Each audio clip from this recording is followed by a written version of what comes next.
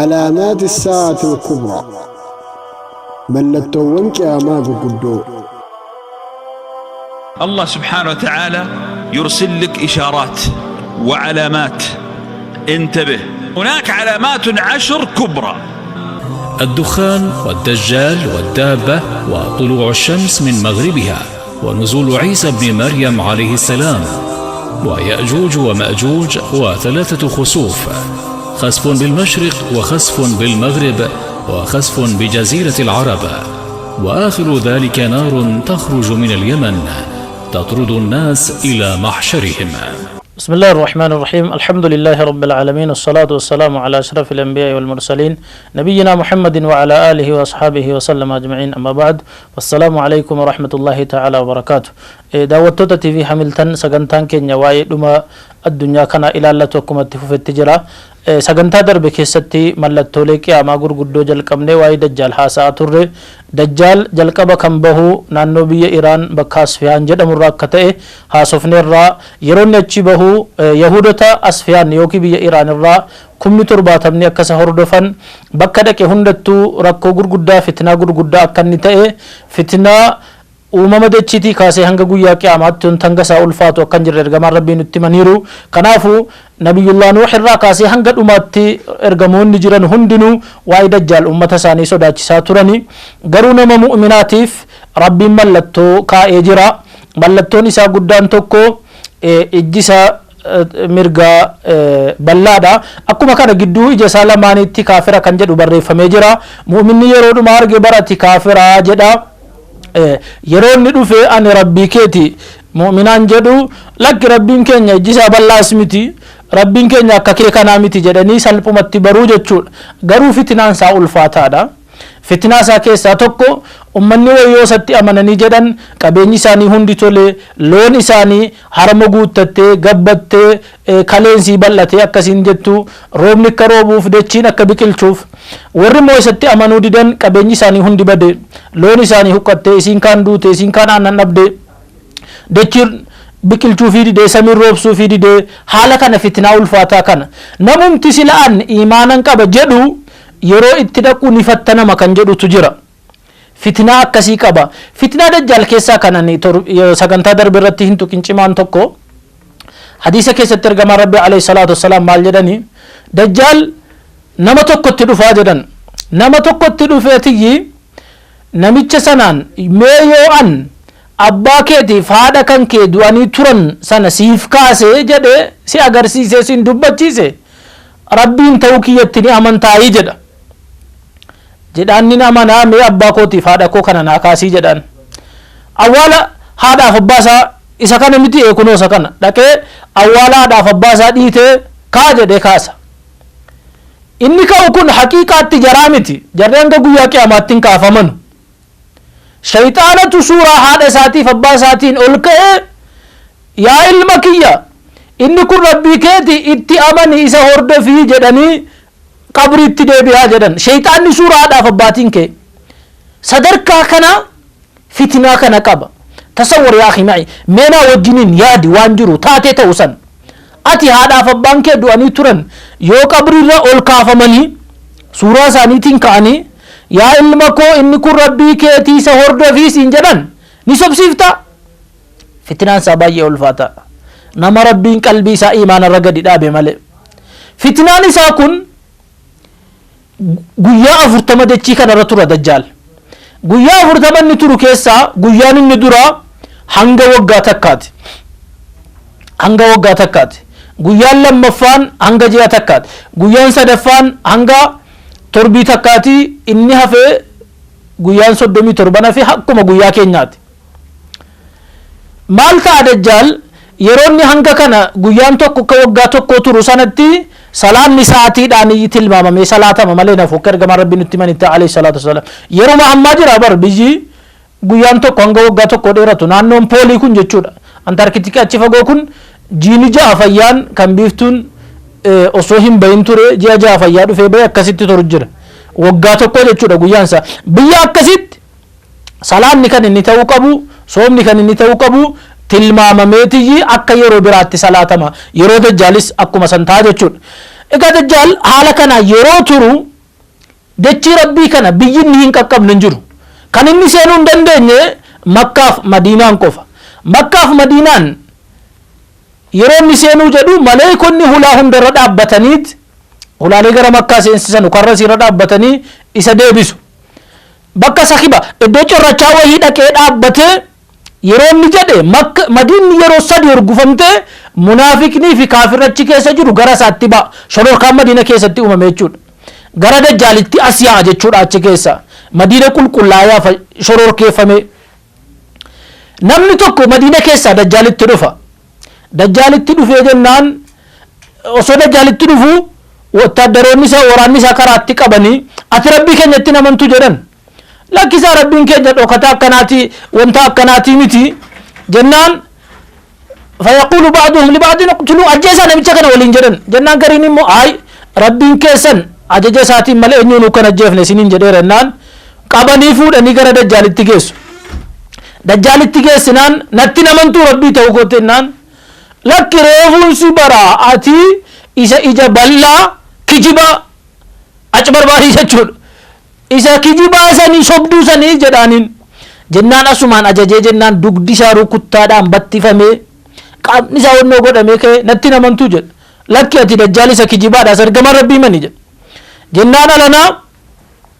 magaazii fudhatee gaara mataa isaa kana gadi dhoosee hanga dakaa bakka lamatti baasee walakkaa isaa kana deemee qaama citee gamaan gamanatti ba'e jechuudha. Walakkaa isaa deemee ka'eetiyyi walitti deebii jedhee ajaja ammas fitna rabbiin ammas walitti deebise ol kaasee kolfaa gara isaa dhufa nam kun namni du'ee qaamni isaa bakka lamatti dho'ee gamaan gamanatti ba'e ammoo walitti deebi'eetii kolfaa gama isaatti dhufa yeroo inni itti dhufee jedhu natti namantuu jennaan mazdattu fiika illaa basiiratan barreefuun ammoo hubannoo gahaa argataara ati masiihu dajjaalisuma ergamaan rabbii himani kijiba sanii jedheennaan maal jedha mucaan kun namaan yaa ummataa jedha inni kun masiihu dajjaal kijibaa sanii akka isin hin gowwoomsine amantii keessan irraa akka rabbii dhugaarraa isin hin baafne ana malee immoo eenyuun akkana gochuu hin danda'u jedha. Oga kana dajjaal qabeen gorraa jedhee fuudhee gorra'uudhaan namni qabu rabbiin gidduu morma isaa kana jechuudha. Asi qixxaa reedaatii kaasee hanga qoma isaa kanaatti sibiila godha gorra'uu hin danda'u. Maal godharee silaa jahannamaa fi jannatoo biraa qaba fuudhee jahannama isaa keessa buusa. Inni immoo jannata galee jedhan ergama rabbi alayhi salaatu wassalaam. Gurbaan sun a'zamu nnaasi shahaadatan cinda Allahi azza wa jalla. Nama hundarra shahiidaan wareegamaa guddaa rabbiin birattiitii jedhan. Hadiisa tokko keessatti maal jedhan ergama rabbi alayhi salaatu wassalaam. Shahiidni caalaan eenyuun beektu jennaan. Rabbiif rasuula beekaa jedhan saabonni. Shahiidonni cimaan jedhan gurbaa kana kan dajjaaliin dhaqee qabsaa'u kanaa fi nama mootii jallaa bira dhaqee rajulun qaala bikalimati haqqin inda malikin jaa'ir mootii jallaa bira dhaabate dhugaattime haqattime yeroo ammaa kan mootiitti dhaqanii haqni himamu maalin jedhamu way jedhan jiru miti mootii jallaa bira dhaabbatee kalimaa dhugaa itti himeedha jedhan gurbaan kun akka kanaan jahannama isaa keessa buusee rabbiin jannata keessa isa galche a'zamu shahaadatan cinda Allah rabbi biratti shahaadaa guddaa wareegama guddaadha jechuudha. Dajjaal kun badii isaa osoo haala kanaan babal'isu dachii waliin ga'u gara naannoo Filistiin gara Israa'elii hammaa deema. Gara Israa'elii kana deema. Walakkaa kanaan mallattoon qiyaamaa inni guddaan inni lammaffaan kan rabbiin nutti hime kan ergamaan rabbiin nutti himan alayhi salaatu wassalaam hamma dhufa. Maanni innis jennaan Ciisa ibnu Maryam Ciisaa ilma Maryam rabbiin erga eessaa dhufa samiidhaa dhufa rabbiin subhaanahu wa ta'aalaa Ciisaa gaafa duraa kan Yahuudonni ni ajjeefne jennaan warri kiristaanaas dhuguma jedhanii wajjin harka rukutan kan kijiba jedhee rabbiin nutti hime wamaa qataluuhu wamaa salabuuhu walaakin shubbiha lahum bari Ciisaa kana Yesuusiin kana Ciisaa ilma Maryam jarri hin ajjeefnes hin fannifnes jar harkaa wal fakkaate wal makatee jedhe rabbiin ol fuudhe bal rafa'ahu Allah rabbitu ol isa fuudhe rabbiin immoo isa deebisu malee nafu غافني ديبو كان ور أهل الكتاب هندو ور غافز جرو أكا صباترا أكا كجباترا أخبرانيتي وإن من أهل الكتاب إلا ليؤمنن به قبل موته ويوم القيامة يكون عليهم شهيدا ور أهل الكتاب الرأيننو غافسنا كنجرو عيسى تأمنوا ملنفو إذا كجبا ننو تنجي فمي هنفني فمي دوئي ما الجنة سن كجبا جدنيتي همت تمنن قياك أما مرقا جرت تاجد ربي قياك أما ربنا عيسى واميتي يا عيسى ابن مريم ألم قلت للناس اتخذوني وأمي إلهين من دون الله غاف در محشر أمني هندو والاتكاب ميتين كيسان ربي يا عيسى جد وامك عيسى وقنا لبيك يا ربي وسعديك والخير بين يديك يا ربي أواد ملكيني سرك جرا خير هندو سرك جرا جنان أنت قلت للناس اتخذوني وأمي إلهين من دون الله ستجي أنا في هذا كنكو لما ربي قد ربي ديساتي ربي قد اتنو مكبرا جدا جنان قال سبحانك يا ربي أتي كل وفتي أنكنا كيسنجرو أسوأ أنجد يوسيتون الربيك إن كنت قلت فقد علمت أتوبيك تجرت تعلم ما في نفسي ولا أعلم ما في نفسك وأنك يسجر أتني بيكتا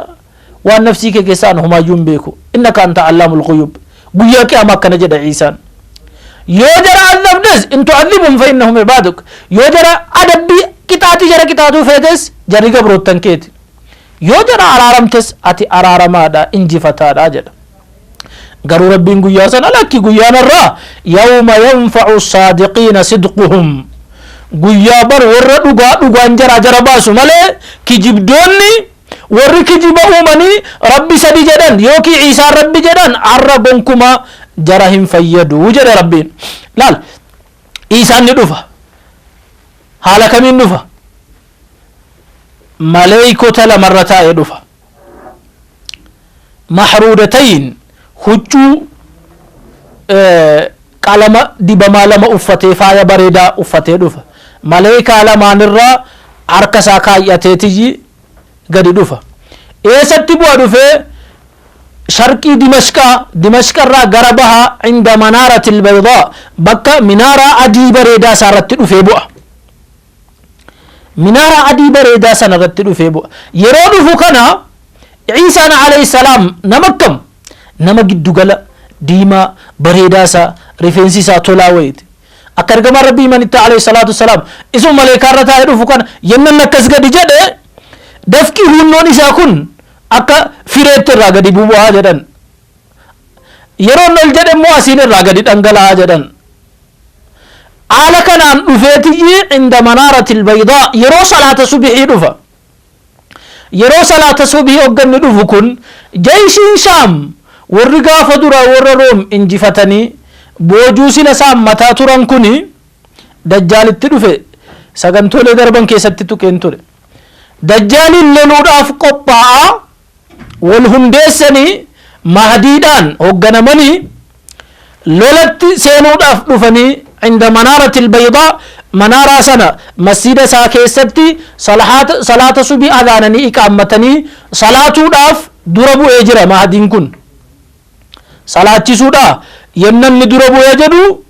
ciisaan dhufa ciisaan kun yeroo gaaraa dhufu bakka qilleensi isaa qaqqabe hafuurri isaa qaqqabe hundattuu kaafirri dhuma hafuurri isaa immoo eessa qaqqaba yablughu nafasuhu haythu yablughu tarfu bakka ijji isaa qaqqabu hunda hafuurri isaa ni qaqqaba kaafirri hafuura ciisaa arge hundi isaa achumatti dhuma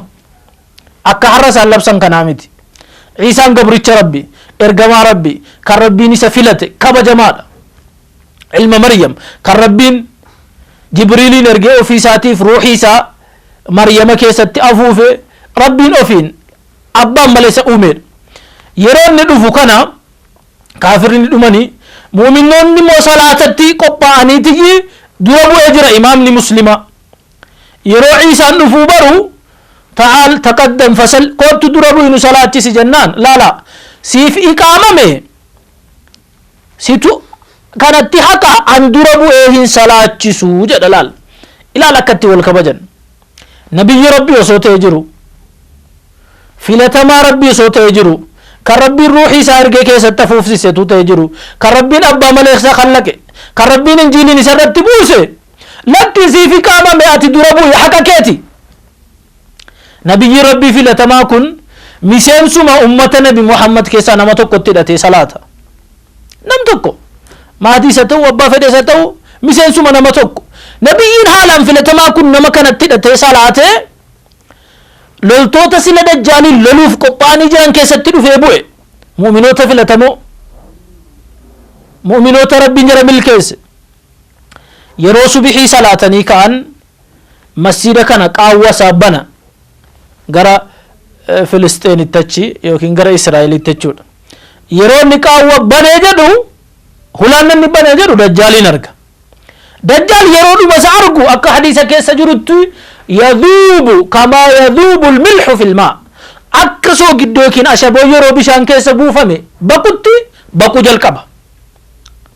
بقول الكب حديث تقول الجماعة ربي مالجنا عليه الصلاة والسلام أتولي إنسان تلو مجد يوديسه أصو بقو دو مجدن أصو ما إنسان نك إسهر دفع جزء ديسه أصو بقو دو مجدن غرو إنسان إسهر دفعتي بكا باب اللود جرمت يروم نانو فلسطين إسرائيلي كان يشود أتيت سكك كبه